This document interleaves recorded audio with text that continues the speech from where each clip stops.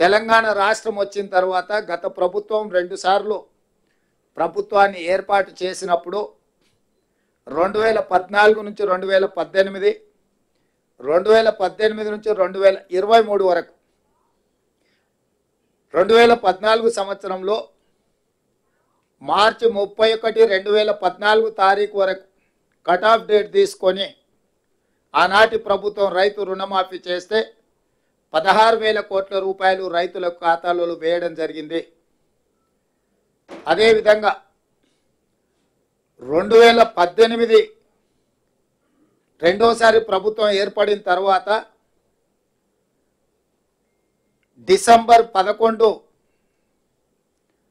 2023 వరకు cut off date తీసుకొని వాళ్ళు చేసిన రుణమాఫీ రైతుల ఖాతాలో వేసిన నిధులు 12,000 కోట్ల రూపాయలు.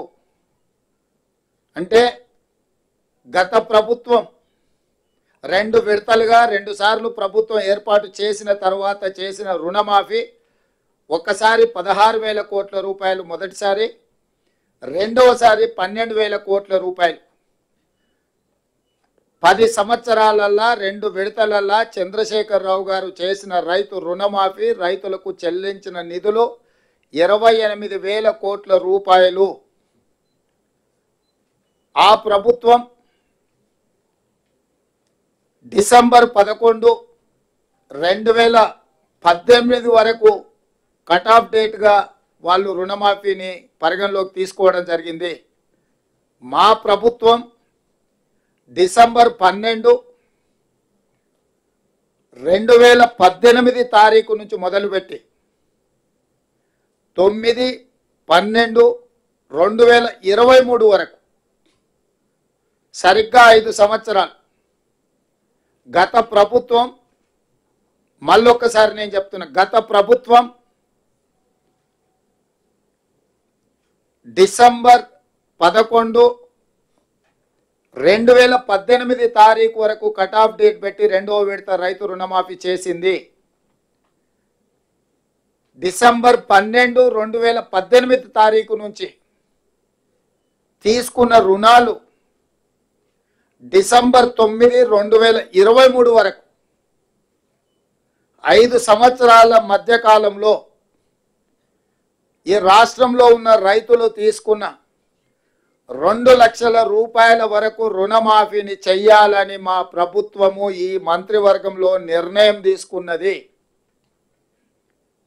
ఇచ్చిన మాట ప్రకారం 2 లక్షల రూపాయల రుణమాఫీ చెయ్యాలి. కట్ ఆఫ్ డేట్ 12, 12, 2018 నుంచి 9, 12, 2023 మధ్యకాలంలో రైతులు తీసుకున్న రుణాలను 2 లక్షల రూపాయల వరకు మాఫీ చేయాలని మా మంత్రివర్గంలో మేము నిర్ణయం తీసుకున్నాము. ఈ రుణాలు మాఫీ చేయడానికి దాదాపుగా 31,000 కోట్ల రూపాయలు అవసరం అవుతున్నది. 31,000 కోట్ల రూపాయలను సేకరించి తెలంగాణ రాష్ట్ర రైతాంగానికి రుణముక్తి కల్పించి వ్యవసాయం దండుగ కాదు, వ్యవసాయం పండుగ. ఈ ప్రభుత్వం, ఈ ప్రజాపాలన రైతు సంక్షేమం, రైతు రాజ్యం ఒక సంక్షేమ రాజ్యంగా, అభివృద్ధి రాష్ట్రంగా ముందుకు తీసుకెళ్తామని సంపూర్ణమైన విశ్వాసం, భరోసా కల్పించడానికి ఈరోజు మా మంత్రివర్గం నిర్ణయం తీసుకున్నది. ఆ ప్రకారం ఏకధాటిగా 2 లక్షల రుణమాఫీ చెయ్యాలని మేము నిర్ణయం తీసుకున్నాం. గత ప్రభుత్వం రుణమాఫీ 1,00,000 రూపాయలు చేస్తామని, 4 విడతలని, వడ్డీలు చెల్లిస్తామని రకరకాల ప్రకటనలు చేసి వాయిదాల మీద వాయిదాలు వేసుకుంటూ రైతులను, వ్యవసాయాన్ని సంక్షోభం వైపు నెట్టేసి రైతుల ఆత్మహత్యలకు కారణమైంది. 10 సంవత్సరాలల్లా ఏ రోజు కూడా వాళ్ళు ఇచ్చిన మాట నిలబెట్టుకోలేదు. కానీ మా ప్రభుత్వం ఇచ్చిన మాట ప్రకారం మొదటి 8 నెలల లోపుల్నే, ఎందుకంటే మేము 6 నెలలు పరిపాలన చేస్తే మొదటి 100 రోజులే పరిపాలన చేసినాం. తర్వాత దాదాపుగా 2.5 నెలలు పైచలకు ఎన్నికల కోడ్లోనే పోయింది. ఇప్పుడే మేము పరిపాలనకు పూనుకున్నాము.